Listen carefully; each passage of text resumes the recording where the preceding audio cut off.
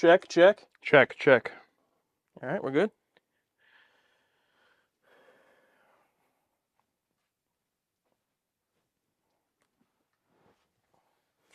Okay. I don't really have anything for the bit for this one. Security personnel, full alert. He's a man-made killer, risking death for freedom. He committed no crime. He's been programmed to be the perfect soldier. Now, the only was escape Worf. That is wasn't to his destroy everything in his path. On Star Trek, The Next Generation.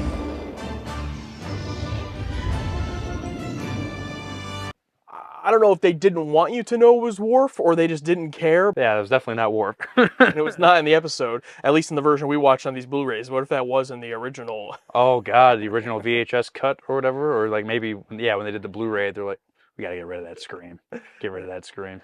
Yeah, so Cliff Bole directed this one. I'll get my praise for him out of the way first. Some nice shots, some nice lighting.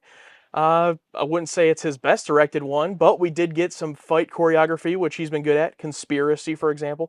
So that was nice to see.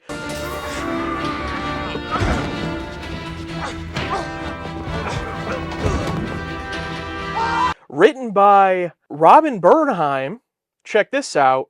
Only episode of Star Trek written by this person. Really? I feel like that kind of checks out. Like she had her tryout match and just yeah, she or he. Robin's one of those ambiguous names. yeah, let's not have a DC situation here. When Cliff Bole is paired with a great writer, I think it's a great combination.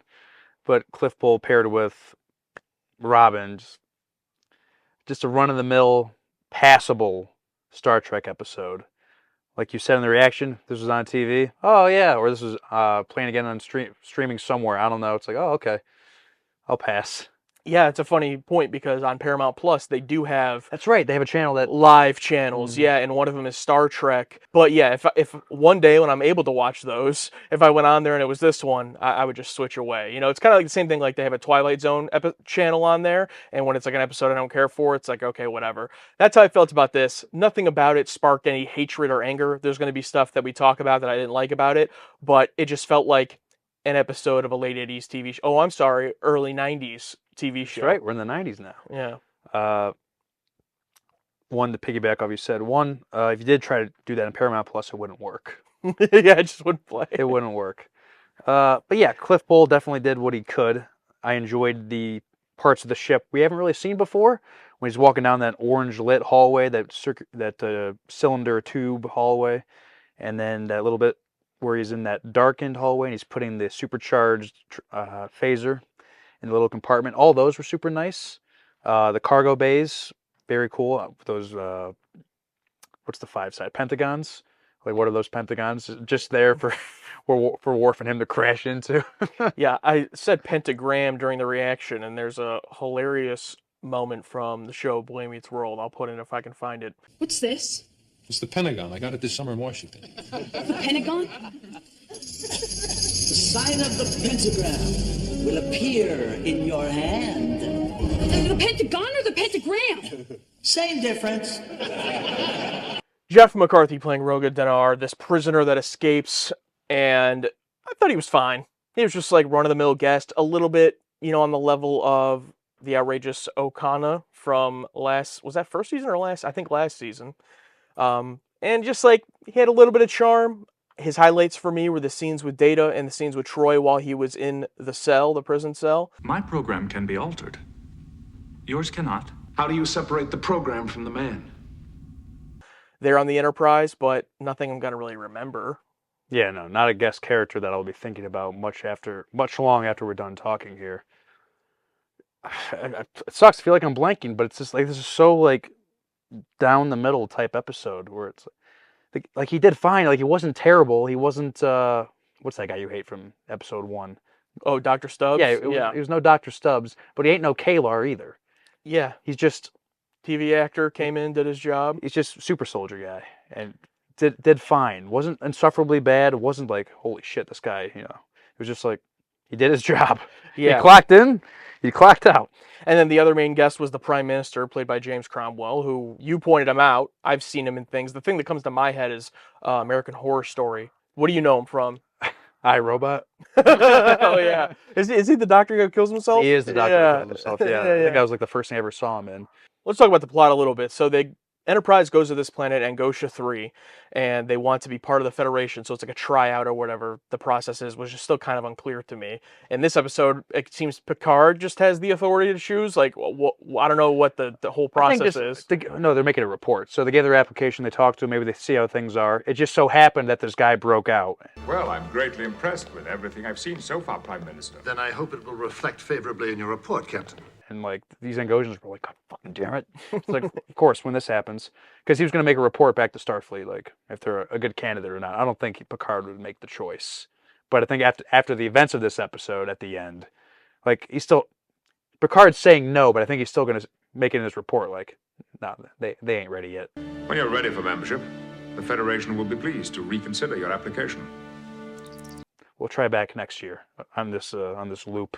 But basically the whole plot is that this guy is one of many super soldiers that this government created to fight their wars, but they can't really like turn it off. So now they're just normal people, but then whenever they feel threatened, their survival's threatened, they'll turn into a super soldier. And this guy comes aboard the Enterprise and they can't sense him or read him at all, and they don't know why, that's why. And he comes on, attacks everyone. Probably the best scene of the episode is him arriving on the Enterprise and taking out the security geeks. Chief O'Brien gets knocked down. Even Riker and Worf had to team up just to keep him down.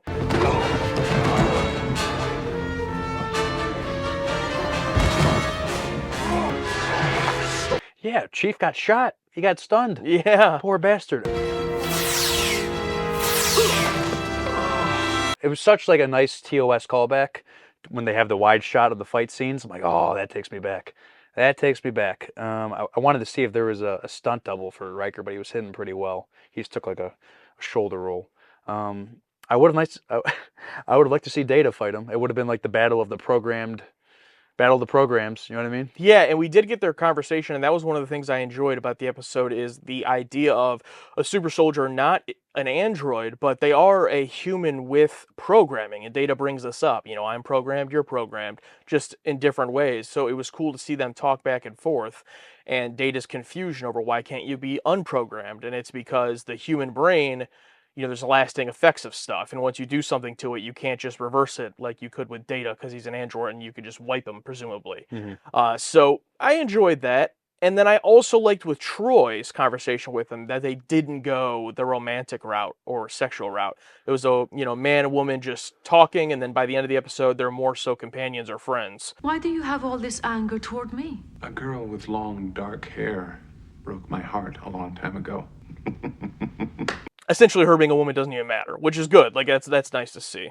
Yeah, especially after the one where yeah, I do like how Troy tries to get to him, like the one that's supposed to be the most feeling, like I can sense how you're feeling. I came here because I sensed you were in pain. And what do you sense now?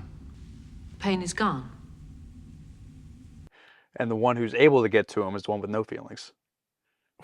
You know what I mean? Yeah. Like it's like, okay, the person who feels the most isn't doing it, but Data can get to him, who has no feelings, allegedly. Take care of yourself, android. I enjoyed our talk. I too. I thought that was a nice, unique little thing, especially when he's like, "Oh, I'd like to talk to you. I don't want to talk to anyone right now." Okay, he starts to leave. Oh wait.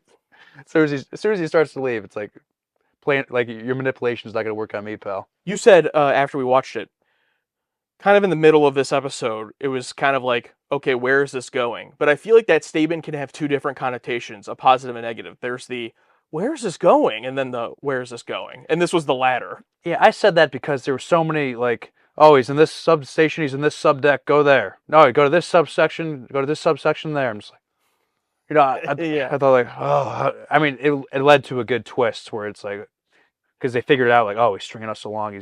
I think he's doing the diversion tactic, and it worked. Like, oh, Worf, go here, and then the guy comes out because he opens up like the thing, like, oh, I pulled out a spacesuit. He's gonna go out in space. He's like, oh, check outside the blah blah, and then like, he thinks it's clear because I think he can hear it happening. Data! You are cunning. Yeah, this one though, definitely, especially in that second half, you could feel the the stretching, like him walking through a hallway, them on the bridge, him in another hallway, them on the bridge. I guess if I was more enthralled with the situation, I would have been more edge on my seat, but I was interested, but it wasn't like, oh my God, what's happening? So it just felt like a lot of repeat stuff. But it does lead to his fight with Worf, which is another great fight. I love that room that they're in. Like, it kind of reminded me of the fight with Data in Lore back in season 1 with all the barrels. And they just keep throwing each other into it. Classic stuff there. I just felt like the biggest thing with this episode was the writing. It just wasn't trusting us. Like, every time they would explain something about the super soldier, Data would come in and explain what that means. One of the new substances in his cellular structure even shields electrical impulses. Perhaps that would explain why our sensors did not detect him. Okay, I get it. And maybe it's because this writer's new and, like, doesn't understand, like, it's a smart show, but it just felt like we were getting our hand held when we didn't need it. Military? He's a soldier? That may provide an explanation for the tactics he was able to use against us when we tried to capture him. Yeah, I would have to know more of what this writer's done, but maybe, people are stupid. You got to lay everything out for them. People are coming off from work. They don't want to think. They just want to watch phasers, It's like, didn't realize this is the 3rd series of a very popular television show that's known for being smart. And even little stuff like that, I get they're the writer, but that's not something you could clean up like when the other people come in. It just felt like kind of, we've said it before, they got to make 26 episodes. It just felt like it was one of the episodes. Like, let's get this done. They can't all be bangers. Yeah. Yeah, I think classic Picard ending where it's like, oh, well, no. I think even a Kirk ending. Well, now this is your problem now. You're going to have to deal with this, Oh, we think this guy's the bad guy. He's actually a victim. The society is not as good as they seem. It was it was a start. Like, I asked AI to write me a Star Trek episode. They're your brothers, your sons, and you turned your backs on them. It was the will of the people. To allow them to suffer? And also, these people who design these scientists know what they are and what they did, and know if they're provoked, they'll kill. And if they broke out to kill people, like, why would you try to stop them? If you know they're super soldiers and know they'll kill you if you try to, provoke them. Yeah. We may need to use them again someday. Have you understood one word that we have said? That's just, convenient, right? Convenient writing or convenient, didn't know, for us to be like, oh, they're ruthless. Like, oh, no. Oh, they're only murderers when provoked, but this species would know that? The classic Enterprise crew comes in and figures out the situation before the people that actually were there involved. This is like a TOS episode, I swear to God. And that's not to be negative about TOS. Obviously, we love that show, but there are a lot of episodes. It's just like the writing style is different between, the 60s to the 90s, or late 80s to the 1990. And I feel like this was one of the things you could kind of tell, to where it almost feels like this was transported from that time in a lot of ways. It just felt very odd, where like Kirk would go down to a planet where they would have their own society and their own rules, and then like he would figure out the issue and figure out the solution and be like, you got to do this, and then leave. Yeah. That's basically what Picard did here. So basically, yeah. I did think the ending solution was a little bit creative. I didn't expect it to go that way, where all of the super soldier prisoners come out, and because of the way they're wired, it's like, we're not going to kill you unless we think our lives are threatened. So it's up to you. Are you going to try to force us back into this prison? We will not go back. You were programmed to survive. You can survive at the Luna 5 settlement. You will have to force us, or at least try. Or are we going to negotiate this? And, James Cromwell said to Picard early in the episode, when Picard started questioning him, he was like, basically, mind your business. This discussion is now treading upon matters of internal security. This is not your concern. And then at the end, Picard throwing it back at him, you're right, this isn't my business, and leaving at that moment, knowing that they're going to be basically screwed into this negotiation. So that's what, the ending was good. There was enough in here that was like enjoyable. I don't dislike the episode. It's just like, I can't think of a more middle of the road one that we've seen in a while. Yeah. Alex and Josh, feel the target audience. For every episode of Star Trek we watch, we want to know what our patrons think about it as well. And these are the patron takes for The Hunted. This one I call Star Trek Winter Soldier. I said that as well. I appreciate an antagonist who isn't the garden variety villain, but with good intentions. He'd literally much rather not be the guy who can outsmart and outfight everyone. Dude just wants to be returned to normal and left alone, and to do that, he might have to burn the whole planet down. Big mood. Yeah, that's fair enough. I definitely thought the character was nice to see a little bit of a different like you said, not villain. This is really like the TOS ep, A Taste of Armageddon. Also, I believe, a clever commentary on Vietnam vet and war vets in general. I'm sure Roddenberry loved this story. I was exactly thinking of an episode like A Taste of Armageddon when I was comparing it to TOS. Except A Taste of Armageddon is a way better Star Trek episode in my opinion. Alex and Josh, their spans, they now stand.